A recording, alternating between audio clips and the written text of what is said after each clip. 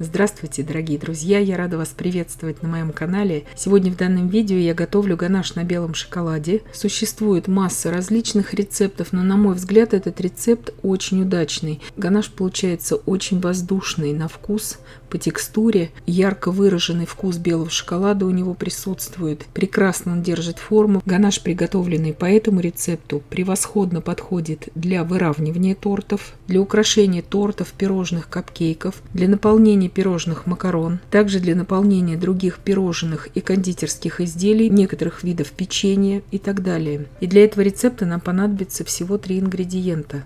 И чтобы сразу удачно приготовить этот ганаш, я советую брать белый шоколад с хорошим содержанием какао-масла. Я здесь выбираю белый шоколад с содержанием какао-масла 26%. То есть тот белый шоколад, который вы будете использовать для данного рецепта, должен иметь содержание какао-масла, но не менее 20%. Это очень важно, потому что можно взять просто обычную шоколадку, в которой содержание какао-масла будет 18-16%. Это, конечно, не подходит. Либо же добавлять отдельно купленное какао-масло уже к белому шоколаду, который вы будете использовать. Я измельчила для удобства здесь просто весь белый шоколад ножом, так он гораздо быстрее растапливается. Растапливать я белый шоколад буду на паровой бане, так делать удобнее всего. Конечно же, дно посуды не должно касаться воды, то есть только при помощи пара это делаем. И лопаткой постоянно силиконовой перемешиваем, чтобы не было вот таких мест, где у вас эта смесь начнет пригорать. Итак, сняла с водяной бани. Здесь у меня 80 грамм, говорю в граммах, чтобы удобнее было, сливок комнатной температуры. Переливаю туда весь растопленный белый шоколад. Все это перемешиваю. Перемешивается превосходно, буквально за несколько секунд. Можно, конечно же, нагревать сразу вместе со сливками, но, допустим, вот летом в такую жару, как сейчас, это очень неудобно делать, потому что масса будет остывать в разы дольше. Так она уже сразу выравнивается по температуре. Все прекрасно объединяется. Сливки ни в коем случае не должны быть холодными. Просто комнатной температуры. Я беру здесь сливки для взбивания. В моем случае 30% жирности.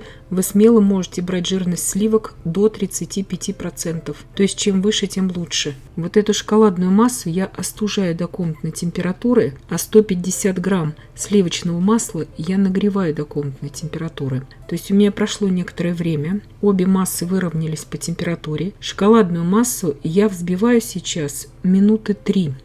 До побеления и пышности. Она не будет держать форму, и это нормально, потому что температура шоколада сейчас у меня со сливками изначально была 24 градуса Цельсия.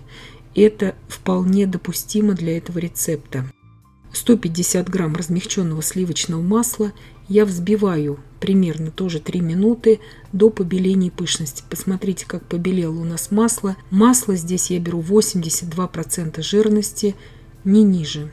Итак, измеряю сейчас для вас термометром температуру обеих масс. 23,3 градуса Цельсия шоколадная масса и 22,7 это масло. Вот такой температуры, примерно 23 градуса. Можно 21 градус, это тоже допустимо. Должны быть у вас эти массы. Можно даже и 20 градусов. Просто у меня в помещении очень жарко, и поэтому я уже не стала более снижать температуру. Импульсами вы можете остужать вот эту шоколадную массу в холодильнике, перемешивать ее, когда вы будете остужать, чтобы вводить ее в масло. Но смотрите, чтобы она у вас не взялась уже комочками. Вот это очень важно. Сейчас порциями я добавляю к маслу весь белый шоколад со сливками, объединяю просто буквально за несколько секунд, уже взбиваю венчиками. Все это делается очень просто и быстро. Очень многие боятся готовить ганаш на белом шоколаде. Если вы все будете делать, как я показываю в видео, соблюдать температурные режимы, у вас все прекрасно получится, все идеально будет объединяться. И еще раз хочу повторить, что результат очень сильно здесь зависит именно от качества самого белого шоколада. Обратите, пожалуйста, на это внимание. Итак, ганаш мой уже готов. Вот такой он очень пышный, светлый очень получается. Я не добавляла здесь ни капли красителя. Сейчас по красителю я скажу.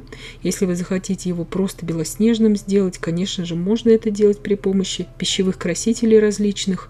Я сейчас наполняю кондитерский мешок. Покажу вам, как отсаживается. Здесь у меня насадка кондитерская 1М. Этот ганаш превосходно подходит как для выравнивания тортов, так и для украшения тортов, пирожных и капкейков. И, конечно же, для наполнения. Благодаря тому, что мы в этот ганаш добавили немного сливок, получается необыкновенно воздушным на вкус. Гораздо легче, чем если бы мы готовили его просто на сливочном масле. И он прекрасно держит форму. Благодаря сливочному маслу здесь вкус очень сбалансированный у него. Сразу хочу здесь сказать по поводу окрашивания. Вы можете его окрашивать любыми жирорастворимыми красителями, этот ганаш. Даже некоторые водорастворимые гелевые красители бывают подходят для окрашивания различных масляных кремов. Это все нужно пробовать только опытным путем. Если же вы захотите, допустим, порошкообразным пищевым красителем окрасить такой ганаш, вам следует взять от общей массы 1 столовую ложку, перемешать ее с красителем, чтобы краситель полностью растворился у вас в этой массе, и потом уже вот эту столовую ложку добавить к общей массе и взбить ее до однородности. Ганаш, приготовленный по этому рецепту, прекрасно переносит транспортировку на изделиях. Ганаш этот после холодильника очень быстро опять приобретает блеск. Он прекрасно нарезается после холодильника, буквально 10 минут, если дать ему постоять при комнатной температуре.